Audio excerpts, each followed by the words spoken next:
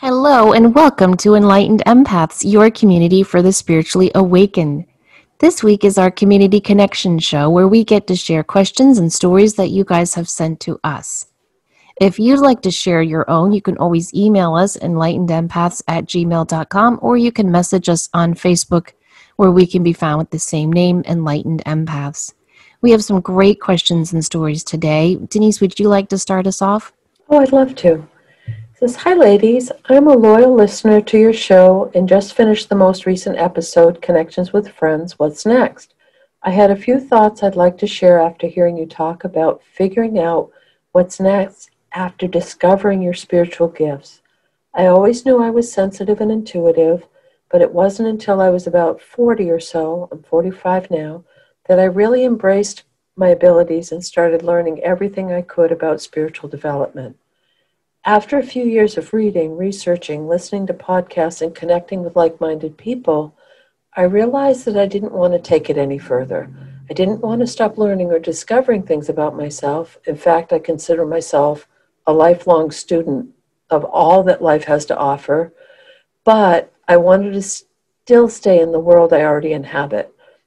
I don't want to do readings or hone my skills as a medium or learn tarot. I just want to use my abilities to be a better person in life and in the work that I do. I've spent 20 years in the education world, and I currently teach sports to young girls in a program where we emphasize empathy and compassion. I feel like I'm doing the work I was sent here to do. I'd love for you to talk about people like me who, although spiritual and intuitive, choose a more conventional path. I work with crystals and I practice yoga daily, and I do connect with like-minded people, but I feel so connected with the work that I do that it's maybe not considered spiritual. I think it's important to acknowledge that there are many people out there like me that when thinking now what, can think about how they can use their gifts and to enhance their work and their life as it is in the moment, instead of thinking they have to do something more. I'm in no way criticizing the show you just did. In fact, I believe many people are looking for more, but I also know that there are many people like me content in living a more conventional life, but we want to enhance it with more spirituality. Would love to hear your thoughts on this. Thanks for all that you do. Best, Jen. I think this is a great, great question, comment, statement, and it is exactly what we're hoping the show is doing, is helping people step more into their own power, light, and purpose.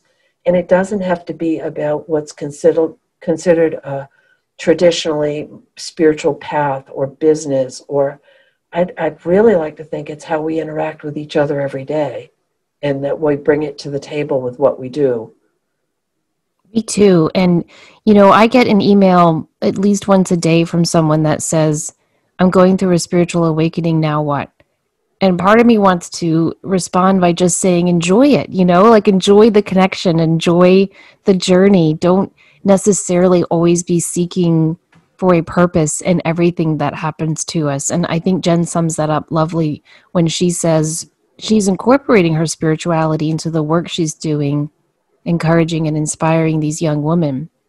And so I definitely agree, just because you are intuitive or empathic or drawn to spiritual studies doesn't mean you have to create a career out of it. What I think is so important is to embrace your spirituality for yourself first before you can even think of sharing it with others, especially in a professional capacity.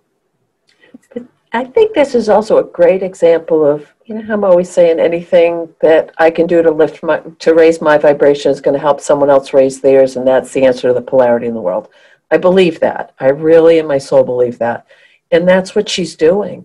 She's actually, in many ways, coming from a much more spiritually based place than a lot of people who may have a placard out or a business card, but they're not coming from a place of service. I agree 100%. And when we do embrace our spiritual path, it makes us content with the work that we are doing, because we start to see that there's so much more to this life than just working and cleaning our house and running errands. And it brings meaning and, to me anyway, a little bit of magic into each day.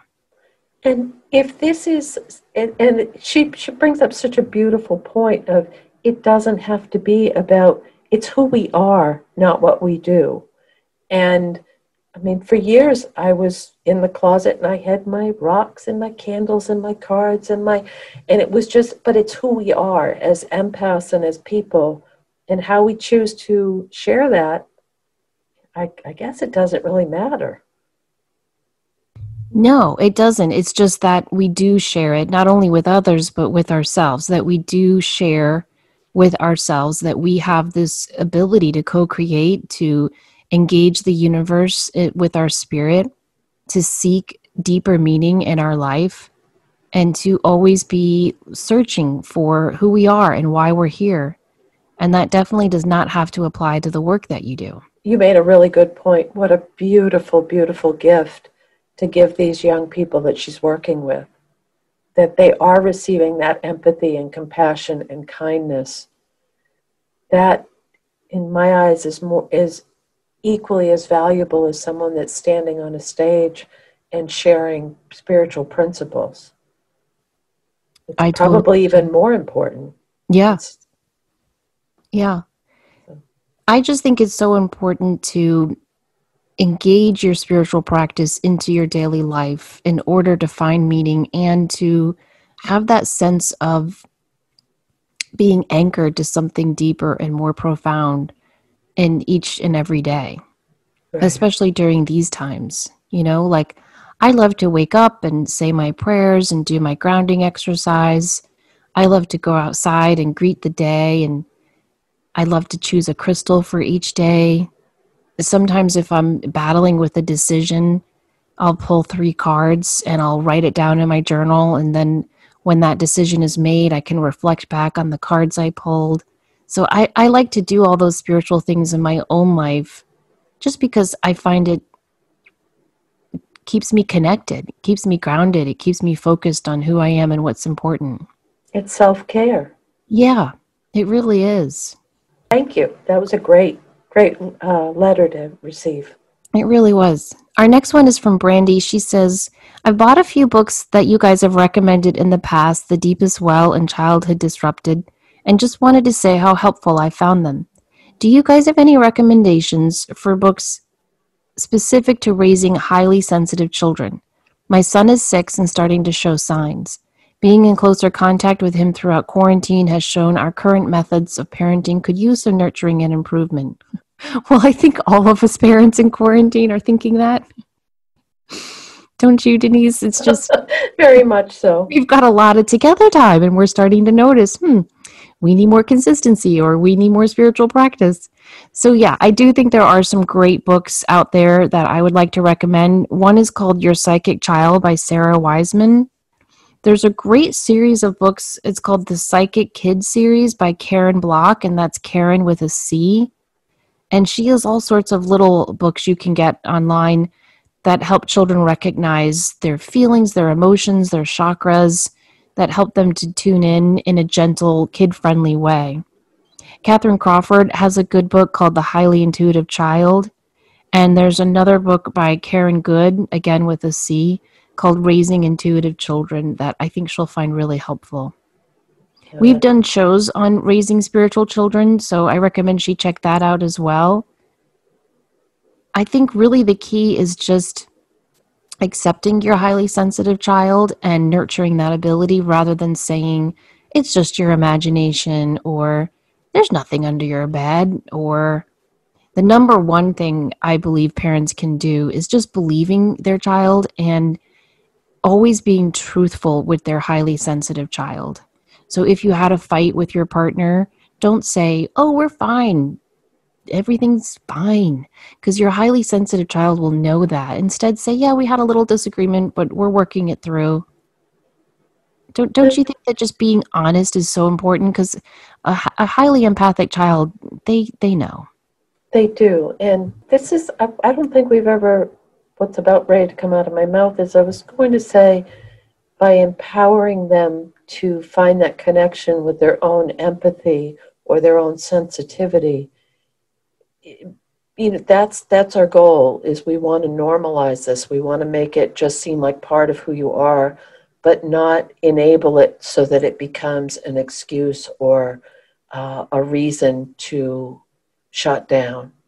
So I think by working with our children and saying this is just normal, this is the way people are, we feel things deeply or we sense things, that's empowering them not to.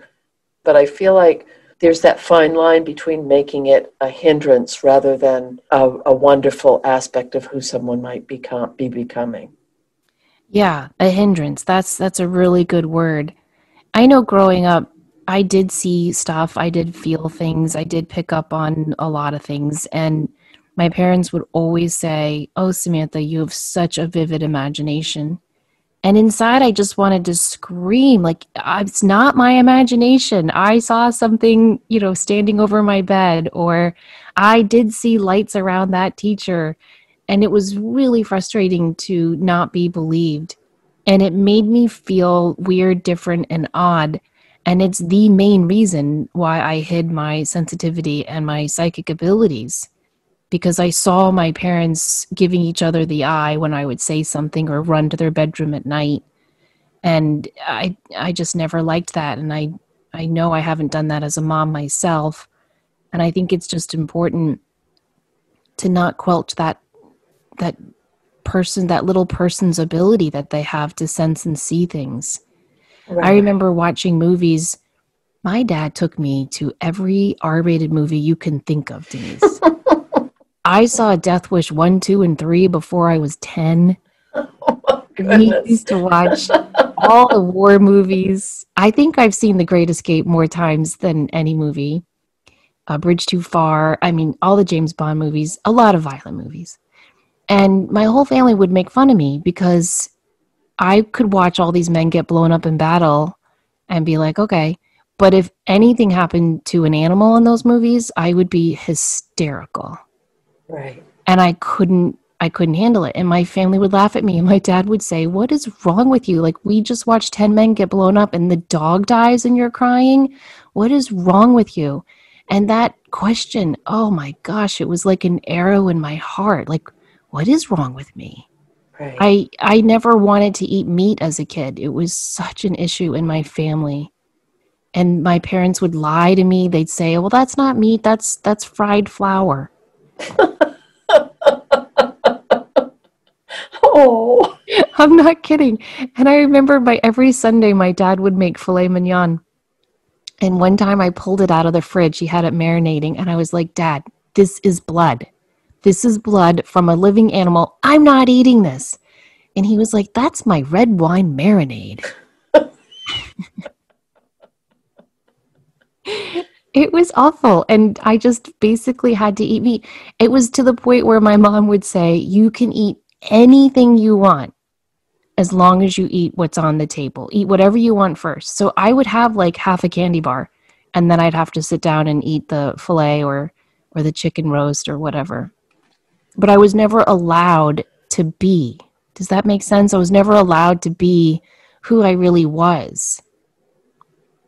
And that's huge. It's huge. And I think highly intuitive, sensitive children, they need to be allowed to be. My daughter went through a vegetarian phase, and I was all for it. I was like, absolutely. I have 2 carnivores in the family. I'll make meat for them, and you and I can have, all these non-meat meals. That's great. And she lasted for about 6 months, and then she wanted to go back to eating meat. And I was like, that's great too. I just think we need to accept our kids where they are. Right. And help them learn to validate their own inner knowing and light through that sensitivity, rather than feeling they have to hide it or explain it or defend it. Yeah. Because I think that's something that never leaves you, know? And we're all, like, at least me, I'm always trying to convince my parents, of who I am and what I can do. I mean, my mom is expressing fear of the afterlife now as she's getting older. And so I'm constantly sharing stories with her from my readings of what I've learned. And she's like, "I don't know. How do you know that's true? You do have a good imagination, Samantha." And I'm like, holy shit, lady. Like, how could I have known this, and that? And she's like, I don't know. I don't trust all of it. What if we die and we're just in that coffin? That's her new mantra. Oh my. Yeah. And so I'm sharing her all these stories of readings I've done where there's no way I could have known. There's just Right. no way I could have known. No matter how amazing my imagination is, there's no way I could have known that this situation occurred. And she's like, I don't know. So some people, you're just never going to convince. They just hug themselves in their ideology. But for a child, I think those messages stay with us. Yes, I I mean, agree. remember I told you the story? I prayed for my house. We could not afford my house. Right. It was way, way over what we'd been approved for, but I was hell-bent on having this house. So I did my 9-day novena to Mother Mary because she never, ever abandons me. And sure enough, I got the house for the price we could afford. It is my Mary miracle. And when we were digging to plant bushes by the front of the house, my brother-in-law said, Samantha, who the hell did you say you prayed to get this house? I said, Mary. And he goes, holy shit, come here. So I go over, and 4 feet into the ground, because we bought big full bushes, so we had to dig a big hole, there's a pair of plastic rosary beads. Wow. My first thought wasn't, oh, let me pause and say a prayer of gratitude to Mary. Nope. My first thought was, I've got to call my dad. This will convince him. So I ran into the kitchen, grabbed the phone, and I called Dad, and he said, oh, well, Samantha, I'm sure some construction worker had it in his back pocket and he dropped it. Now, I ask all of you, how many of you know construction workers who carry rosary beads dangling from their back pocket of their jeans and that they get lost 4 feet in the ground? How possible? I haven't seen a lot of that. I haven't either. So, there's just some people you can't convince. But, I was, 24, 25 when that happened. And still my first thought was, let me show Dad. This will convince him. Mm-hmm. So I just think parents need to remember that the messages they tell their children, they're the first messages they hear. And they're the first messages they hear from someone they trust and love. So they get embedded in their soul. Just a real quick addition to that is I listened to this webinar the other day, and the man was talking about how until we rewrite the stories we've been told, like we can rewrite those stories and reprogram our subconscious. If not, we're going to keep believing them and living that truth.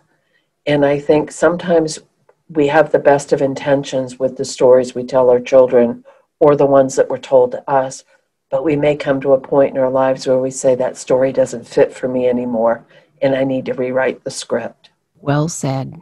Totally agree. Okay, our next one. I had a disturbing vision of an unspecified world conflict in which images of soldiers marching on suburban streets, blackouts, no electricity, and fear in the air were appearing in front of me as they would on a screen. There was no more visual information, but I heard a kind and reassuring voice saying, don't worry, it's only 3 days and 3 nights. Prepare and store food and water. Don't leave the house. As long as you don't leave the house, you'll be okay. The vision is not that unusual if you think of what's happening around the world right now, but here's the unusual part. Almost 2 months later, my brother, who lives in Canada and with whom I don't have much contact, called me and told me about having the same vision of the 3 days. He saw many of the same elements and heard the voice warning him about staying in for the 3 days.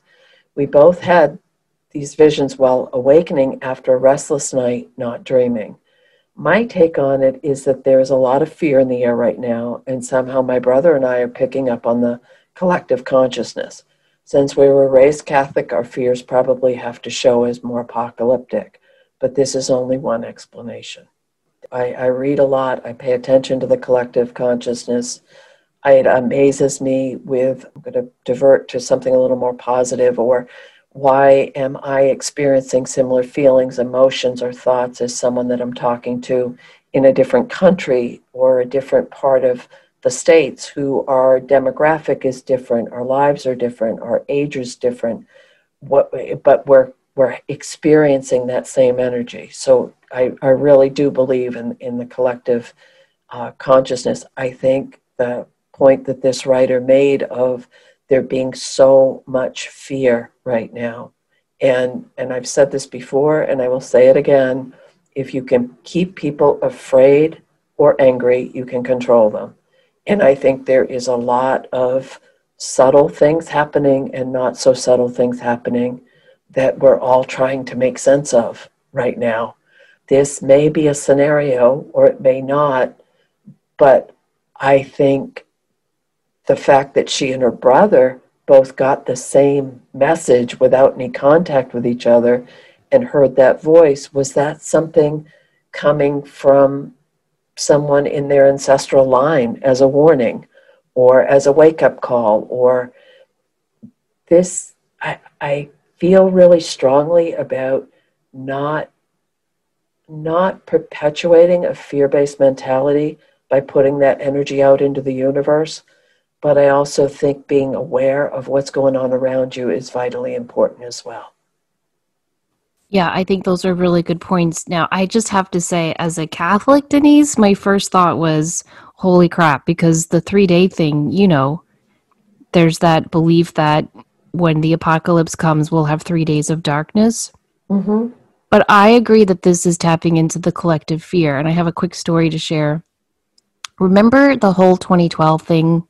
The world was going to end in 2012. Yes, Mayan calendar. Yes. Yeah. Okay. So I was listening to a podcast on Darkness Radio. They had this guy on, Adam Bly, and was talking about, the end of the world and what it will be. And he said, yeah, it'll be 3 days of darkness. The only candle that can be lit during this 3-day time is a blessed candle. And I'm like, what? I don't have a blessed candle. What the heck is a blessed candle? And he said, and then I literally thought, oh my gosh, I have all my kids' baptism candles and those were blessed. I mean, that's how caught up in the fear I was. And then the host asked him, well, how will we know we're in end times? And he said, well, Damascus will be hit in some way. Now, I'm smart with English and history, right? I'm not so smart with geography or math or science. So I'm thinking, Damascus, where's Damascus? And I Google it and it's Syria. And the next day, Syria gets attacked, literally, after I heard this podcast. And I'm like, oh my gosh, I need a blessed candle. My daughter comes home from school. She was getting prepared for her first communion. And she said, Mommy, look what we made today. We made these beautiful candles. And then Father Steve came in and blessed them all. Oh, wow. And I was like, that's it. The world is ending. This is terrible. What am I going to do? Well, we all know that was 8 years ago. The world did not end. We are fine. So I just want to say that it is so easy to tap into that collective fear. And yeah, it's repeating again now. It's everywhere. I know I've had a really hard time sleeping at night this whole summer. I'm fine and happy and great and bouncing along during the day. I'm avoiding the news as much as possible. I kind of bite it off in small doses, but I do not watch it at night. No. Yet. And you should see my bedside table, Denise. I've got my rosaries, I've got my crystal spray, I've got my kyanite, and I've got a stack of angel books because I love to fall asleep reading stories of miraculous healings and angel sightings. And even with all of that, I just lay in bed and I'm like, what's going to happen? When are my kids ever going to go back to school? Are they going to have to take some creepy, weird vaccine that hasn't been tested on enough humans? What's going to happen in November? What's going to happen with all the unrest? Where are we going as a country? When will there be peace and justice? And on and on and on. And the only way I can get through that is to ask Archangel Michael to walk through my home and vacuum up all anxiety and worry. The minute I say that prayer, I fall asleep. Wow. But I do think if I'm tapping into that as an empath and our listener is tapping into that, I think many, many, many people are as well. And this always reminds me of that Tulpa theory. You know, that Tibetan belief that we can create things, including people, with our mind. Yes. Like that wonderful woman, Alexandra Davis, I believe, who went to Tibet and studied how to create a tulpa, and she created a little monk named, was it Philip? Ooh, I haven't read that book in a while. But that is true, that we can create things. And so then sometimes I lay in bed and I'm like, what if we're just creating all this fear? And what if we're going to create more upset by focusing on it. So then I have to unfocus on it. And then I go on and spiral down. So I have to get back into my prayer, my meditation, holding on to my kyanite, and then I'm all good. But I think if I had that dream and then my brother had that dream, I would be freaked out too, wouldn't you? Yes, yes. And this is another form of that collective consciousness. Is I've talked to a few people recently, and over the last several months, there's been a lot of old, random memories, thoughts, loop tapes, negative interactions with people, things we thought we've put to rest, and they've been kind of popping. I mean, you're washing the dishes and all of a sudden having a vivid memory or recall of something that might have been less than pleasant. And so, a lot of past action stuff that seems to be hitting people right now. And what I've noticed is, again, this goes back to my theory of, that polarity, that's a way to kind of throw us off. So if you're shining a bright light, but you're focusing on that dark or that past or that negativity, it's taking you away from shining a little bit more brightly and raising your vibration. Equally, there's so much unrest and fear and concern about what's coming, what might be, what could be. Is there going to be an economic collapse? Is there going to be unrest? Is there going to be, all of these things? And this is global. This isn't, none of us get to hold this one to our own. This is everywhere. So really, all we can do is fully try, what's been helping me a lot and some other folks I've talked to is really focusing on being very, very, very present. Like feel the roots in your feet, feel the fan breeze on your face, swallow the water and feel it going into your body. And really redirecting your energy to being fully as present as possible. And that seems to be a huge, huge help for a lot of us right now. We had a listener to my other podcast, Psychic Teachers, and she was writing how she was dealing with postpartum depression. And the only thing that got her out of it was decorating cakes. And I don't know, I just loved that because I thought, anytime we engage something that is creative, that is present moment, that makes us happy, no matter what it is. Decorating a cake, for me, it was decorating my kids' snack bags when they were younger. That made me so damn happy. Whatever we can do now, however frivolous it might seem in the moment, like I know when I was pulling out all my markers at the dining room table and drawing those snack bags, I thought, gosh, you're such an idiot right now. But I loved it. It made me happy. It made my kids happy. So I kept doing it. And I'm sure that lovely listener was like, why am I decorating all these cakes? But it made her happy and it got her out of a dark time. And so I think anything we do right now that brings us that joy doesn't have to bring us a paycheck. It doesn't have to, significantly enhance humankind. It just has to bring us joy in that moment that we're doing it. That's what we need to hold on to. Yes, I agree. That was very, very well said. Although I will say I still have that blessed candle. Just in case. Just in case. Okay, our next question says, hello, Denise and Samantha. My best friend and I recently received a reading from Denise. One of the first things mentioned is how close we are, more like sisters than friends. The reading was a gift from Amanda, so in best friend fashion, I had to show my thanks. I ordered myself and Amanda a Rock Your Number report from Samantha. Amanda is definitely more interested in learning numerology than I, so it was the perfect gift of thanks to her, and I loved the information in mine as well. We received the reports and quickly noticed we were both born on a 7-day. We both have the same personality number of 9. We're both life path 33 and year number 4. The only difference was my karma number 16. Amanda and I met at a very young age at a Girl Scout summer camp. A few years later, we met again, this time visiting our dads, who were incarcerated together, waving across the prison room at one another. And the next meeting was when we entered middle school, and basically we've been best friends since. We've been through a lot together, a lot of happy moments, a lot of sad moments. I truly don't believe we could have got through some of it without the other. There is a very strong connection between us where we finish each other's sentences, we think of things at the same time, we can feel when something is wrong with the other, we know what the other is thinking, we even show up to places dressed alike without knowing it, very much twin-like. We believe we could be twin flames or soul family, Sometimes we feel as though we are the same person. Is there a relation to our numbers being exactly the same in how we feel, or are we thinking too much into it? We are both highly sensitive, intuitive. We strongly believe we are here with a purpose to help and heal, but in different ways, still working as a team. We need clarity, advice, suggestions, anything, because we have thought we were just crazy. Denise helped us work through a lot of this, but there are still many questions, and we don't know where to start to look for answers.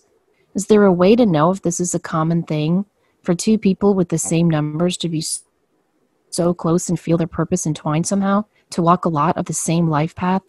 Thank you so much for the podcast, the reading, and the numerology report. It has opened us up to a lot of ideas, however, also a lot of questions. Any suggestions or advice we would be forever grateful for. Thanks, Rachel and Amanda. Well, thank you for that beautiful email. I love that you two had so much in common with your numbers. I definitely think there's a correlation. I strongly feel you guys are part of the same soul family. And I think recognizing that and honoring that is going to be so crucial as you continue your beautiful friendship together.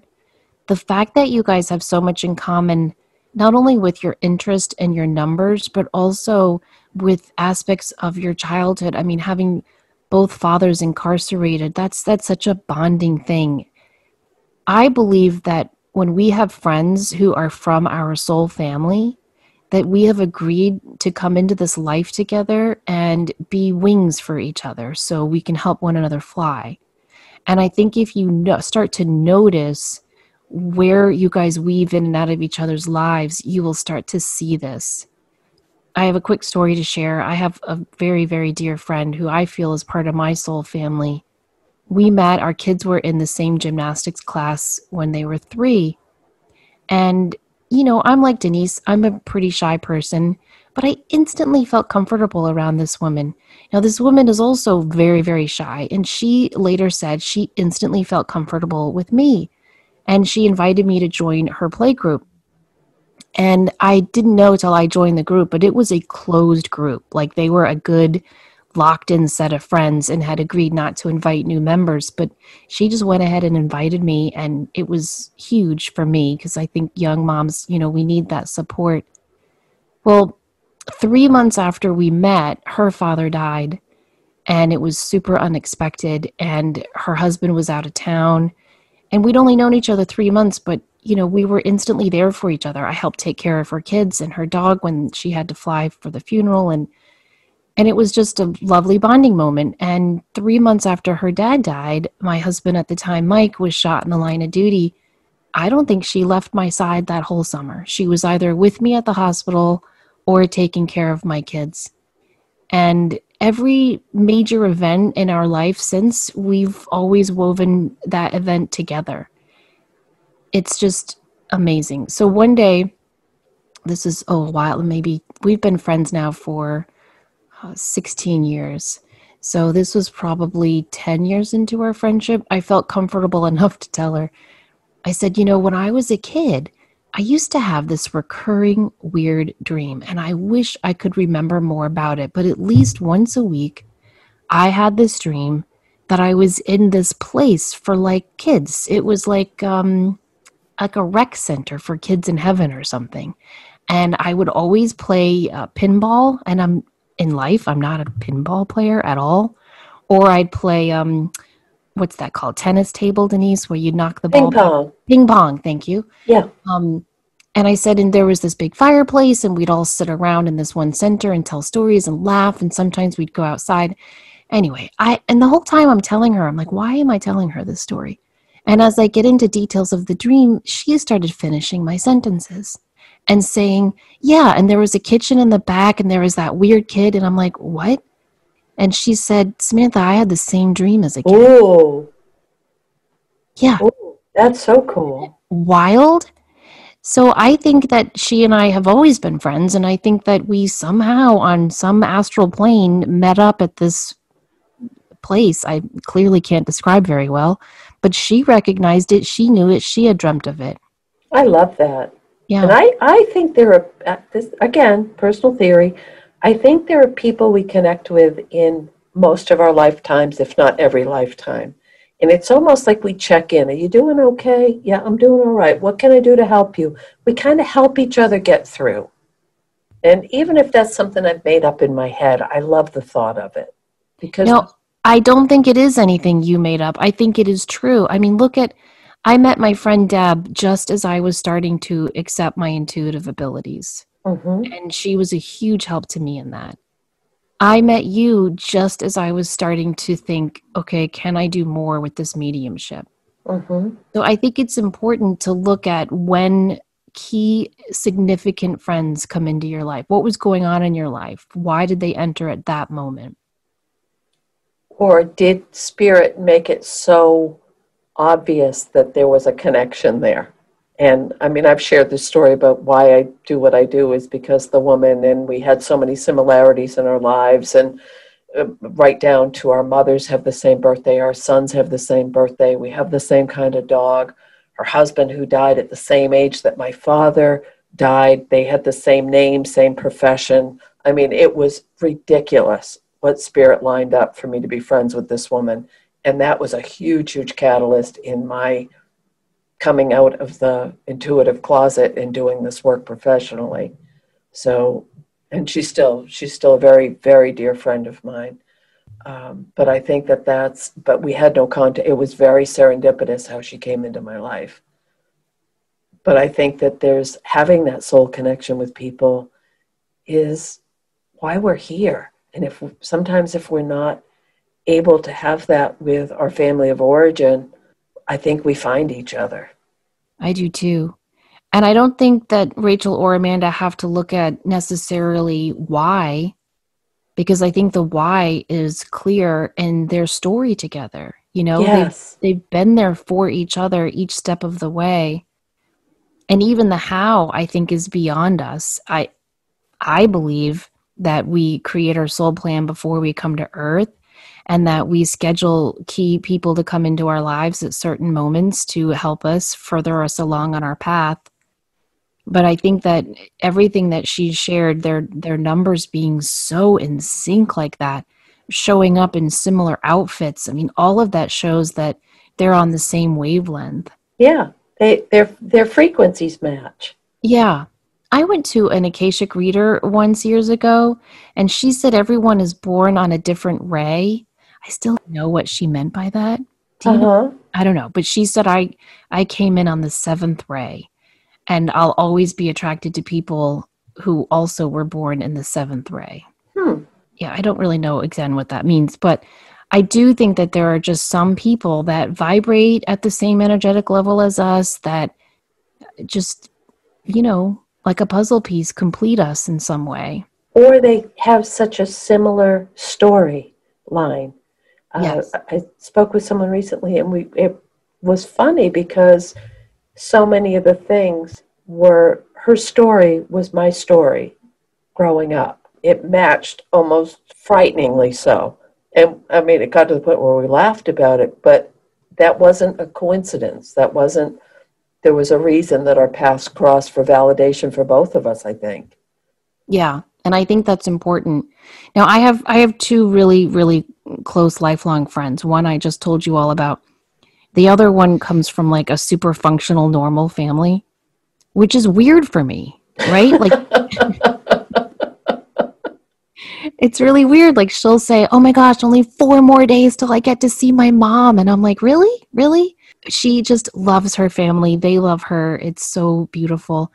And yet she's been super instructive to me and given me so much hope that, you can't, like, I can create that functioning normal family for my own children, even though I didn't come from it. And yet the friend I just told everyone about, she has her own similar issues as I did growing up. And oh, what a relief and what a bonding moment for me to be able to call her up and go, God, I hate my mom today. And know that there's no judgment. There's no, oh, how could you say that? There's Right. just, yeah, I totally get it. And so I think you're right. Having those things in common about your childhood is so important. I mean, like they shared, having an incarcerated parent, that's an uncommon bond. Wouldn't you agree? Yes. And Yeah. yet, what a fantastic bond. Very few people are going to understand what it is like to have a parent absent and not absent in that way. And yet Exactly. those two are going to get it. And just having their numbers in common, that is just icing on the cake. It is. Do you find that you're attracted to people from similar horoscope astrological signs? Yes, actually, because Jen, the astrologist on, we laugh about, our Sag is showing because we're both very blunt in kind of what you see is what you get.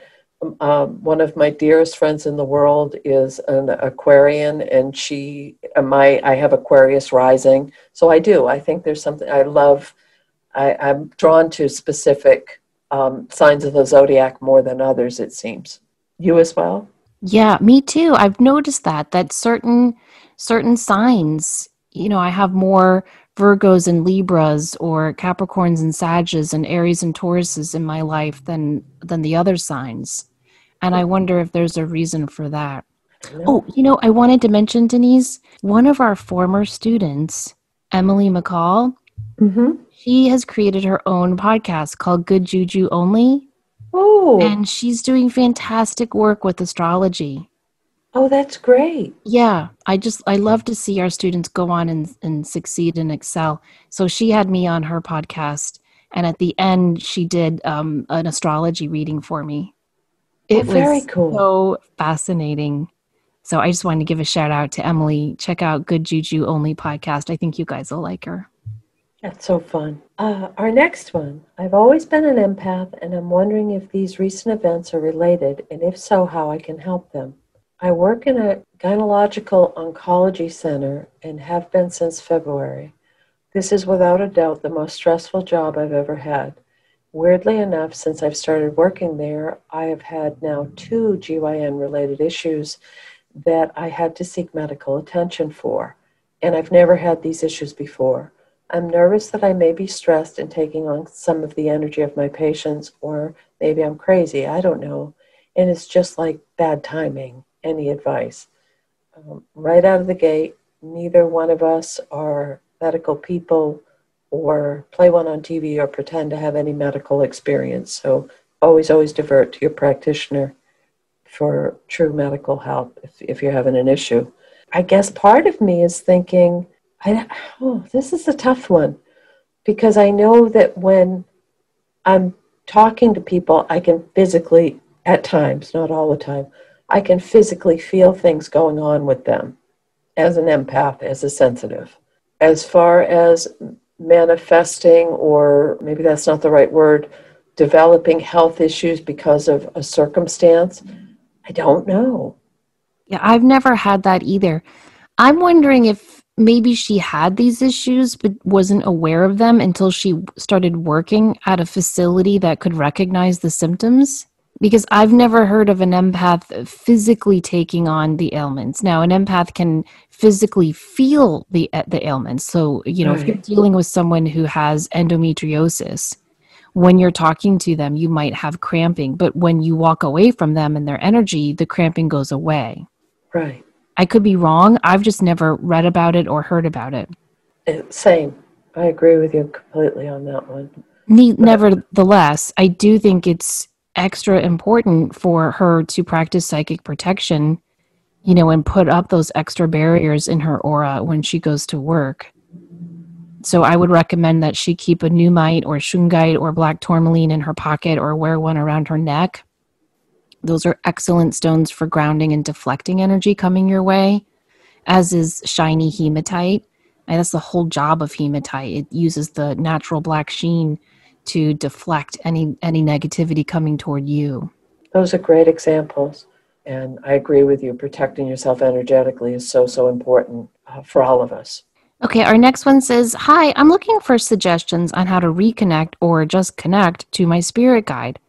I have for several months not been feeling like I'm working well with my guide like I had for years. I know guides can come and go, and I'm not sure where mine is right now." Well, Denise, if I had $1 for every email I've received in this past summer with this question, I wouldn't be a millionaire, but I'd be pretty rich. So I just want to say you're not alone. I do think that the energy right now is denser.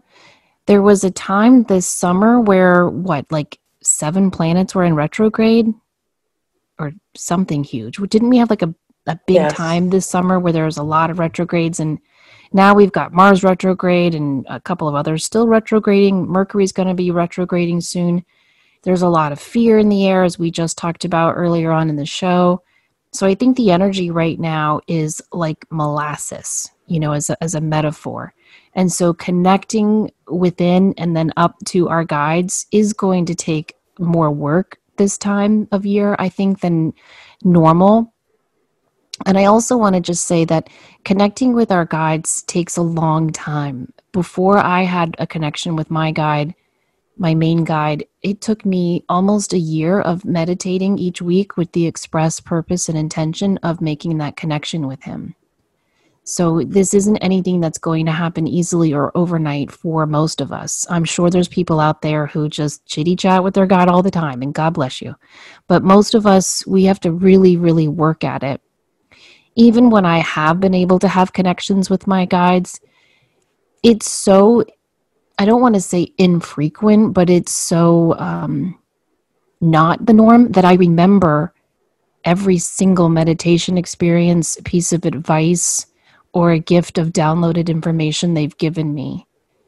It's not like every single day I'm tapping in and hearing from my guide. And so I just want to put that out there as someone who teaches about connecting with guides and has worked really hard to develop a relationship with my own guides. It's never easy. It's always important. It's always worthwhile, but it's not easy. And I know that when everything is going well in my life and my energy is high and I'm emotionally and spiritually healthy and just feeling grounded and like, whew, everything's great, then the connection is easy. But when I'm worried or stressed out or bogged down with work and I get in that rinse and repeat hamster cycle of life, I have a really hard time connecting with my guide, which is why in those times of my life, I rely on signs. And this is why I am constantly telling people, please choose a sign that you can give to your guide to show you. Anything in nature, a song, a certain musician, are probably the best signs you can give. But be specific. Don't say, show me a bird to let me know you're around, because then you're not going to know. Is it that cardinal? Is it that crow? Be really specific. So you want to say, hey, I'm trying to connect with my main guide. Or you can say, my intention is to link in with the guide who is working most closely with me now. I believe we have a team of guides around us. We have one main guide who's with us from our first breath to our last and beyond. And then we have a series of guides who come and go to help us at different junctures of our life. And so you can always ask to link in with your main guide or the one who's working most closely with you at this juncture of your life now.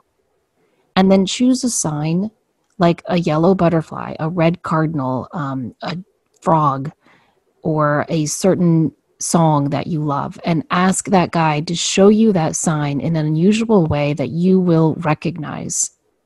And then just pay attention. Journal every time you see that sign. Start to note, what was going on in my day when I saw that sign? What was I thinking about just before that hawk flew over my car as I was driving to work? Most importantly, when you do see that sign, say thank you. The word thank you, the emotion of gratitude, is what truly builds the bridge to the other side. There's this wonderful story I've read many times about this guardian angel who's giving his person a tour of where all the guardian angels in heaven hang out. And there's this huge room and it's crowded and everyone's filtering through all these envelopes. And he's like, this is where we go through all the prayer requests. And then there's this other room and it's filled with all these beds. And he's like, this is where we send healing to people who are asking for our healing. And he goes from crowded room to crowded room explaining what all the different angels are doing. And it's all busy and crowded and chaotic and fun and interesting. And they get to this one room and it's completely empty. And the person says to his angel, what's going on here? Why is this room empty? And the guardian angel says, this is where we receive the thanks. Oh, I know. And that story always stands out to me because so often we forget to say thank you. Our invisible helpers are working hard for us. And yet so often we get bogged down in our own worry, our own hopes, our own expectations, our own stress, we don't see the invisible help that they're offering. And very often we don't see it until it's well in our rearview mirror. And then we think, oh my God, I had so much help. I wasn't even aware. It doesn't matter if you recognize that 5, 10, 20 years down the road. Say thank you. It's a beautiful building block to establishing a strong, solid link with your guide. Yes, the energies are very dense right now. They're still out there, though. They're still with you. So even if you're not feeling that connection, you're never completely alone in this. Believe it or not, there are very few books out there on connecting with your spirit guide. A lot of books will mention it in a chapter or so, but Richard Webster, I think he's Australian or New Zealand writer, he has a very good book on how to connect with your spirit guide. And Ted Andrews has a really good book on connecting with your guide. It's called The Intercession of Spirits, Working with Animals, Angels, and Ancestors. Ooh. And if you love Ted Andrews, as I do, this is the only book I have come across of his that actually gives some biographical information about his life. Usually he's just in teacher mode. But this story talks about how he connected with his spirit and animal guide. So you might enjoy that as well.